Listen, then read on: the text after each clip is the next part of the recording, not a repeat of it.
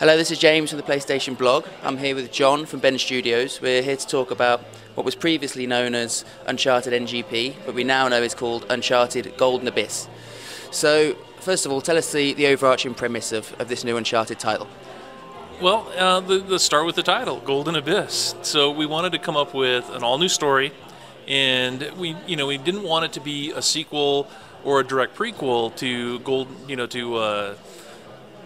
Drake's Fortune or Among Thieves. So, we worked with the guys at Naughty Dog, pitched some story ideas. We spent about 6 months actually really working on story ideas because story is so important to the franchise. And we managed to come up with something that everyone kind of liked, and it's a standalone story that takes place before Drake's Fortune, although you do learn some really cool things about the main character that kind of sets up, where he ends up in later games. So, you said earlier that it's set before the original Uncharted, but it's not a prequel.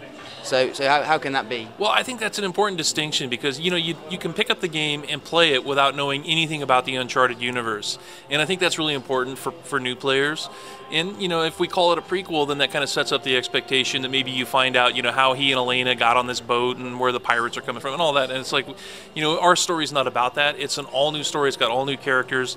If you've played the demo for the first level of the game, for example, you meet Jason Dante, who's this new character. He obviously knows Drake for a long time, and he knows Sully for a long time as well. So, we're sort of bringing, some depth to the character and his past relationships and kind of like, how he got to be a treasure hunter and how that was all sort of came about. For you, what are the essential ingredients in an Uncharted title? Well, the most important thing is, I think, again, story, because that's what I'm most heavily involved in. But, it's like starting with a historical mystery. And I think that's one of the things that sets Nathan Drake apart from other action heroes is that he's a real person. He has no superpowers, and he's not a two-fisted gun runner or anything like that. He kind of gets through things by the seat of his pants. But starting with that historical mystery, I think, is really important. And we have a really good one, which we're going to go into more detail about later on. But it's like Drake. It's set in Central America, and Drake is on the hunt for a treasure that everyone's going to have heard of, and then what he finds when he actually gets to the end of the road is going to be a surprise. Mm-hmm. Ben, you guys have worked on existing series before, franchises before with Resistance. How do you strike the balance between sticking with the canon but also kind of putting your own stamp on it, if you like? That's always a challenge, and I think that what we did with Resistance is we were able to create an all-new character, James Grayson, and told kind of a side story.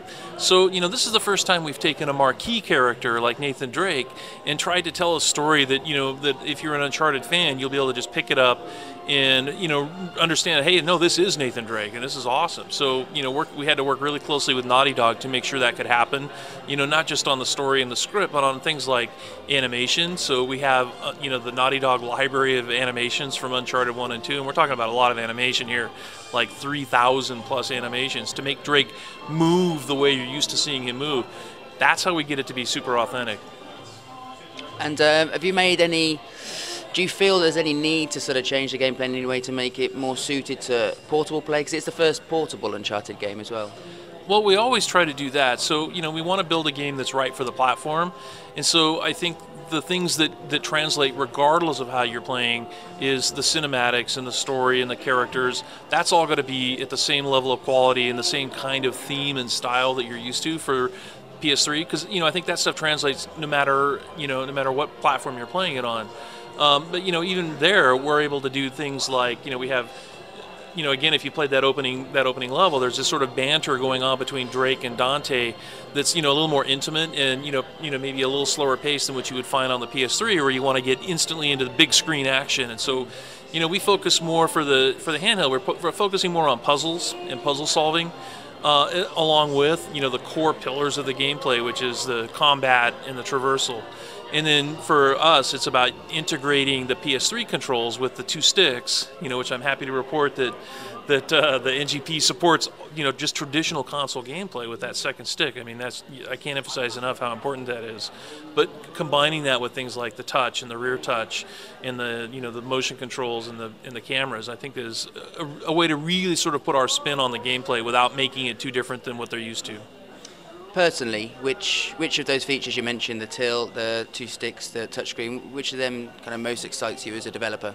Well, I think for me as a developer, the 5-inch OLED screen is just magnificent. If you guys haven't seen that, I mean, watching it on a weblog or watching it, even video, just doesn't do it justice, because the technical properties of this screen are such that if you're not seeing it live, you're really not experiencing what this, what everybody's talking about, because it's 4 times the resolution, but it's more about the contrast ratio and just how crystal clear everything is.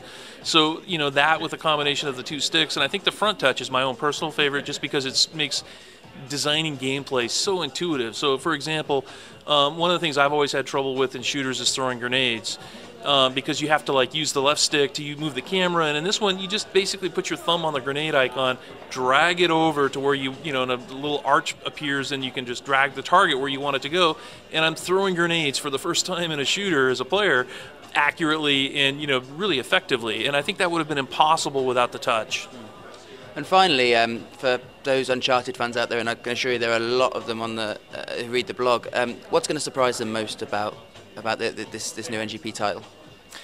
I think that what's going to surprise them most is that you can get this kind of entertainment on a portable device, because we have the same production values, and it's like almost no cost has been spared to bring the same kind of experience that they're used to. And so, for example, when they see Nathan Drake and they hear him talking and they hear him interacting with the other characters, we use the same mocap studio that Naughty Dog uses, and we use the same soundstage and the same level of script control, so that they really do get an Uncharted experience. They're going to be, hopefully they'll be sucked right in and not look back.